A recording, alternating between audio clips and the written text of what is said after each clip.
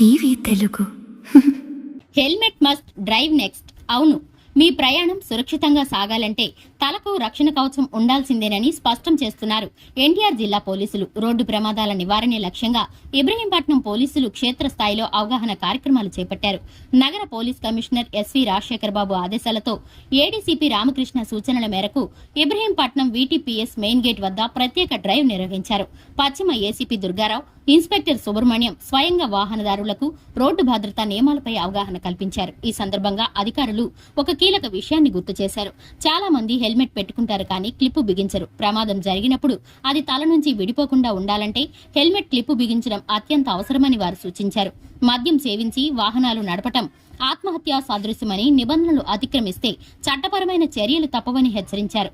గుర్తుంచుకోండి, మీరు క్షేమంగా ఇంటికి వస్తారని మీ కుటుంబ సభ్యులు ఎదురుచూస్తూ ఉంటారు. మీ భద్రత మీ కుటుంబానికి భరోసా. అందుకే పోలీసులు నినాదాన్ని పాటిద్దాం. హెల్మెట్ ధరిద్దాం, సురక్షితంగా ప్రయాణిద్దాం. మీ ప్రాణాలను మీరే కాపాడుకోండి.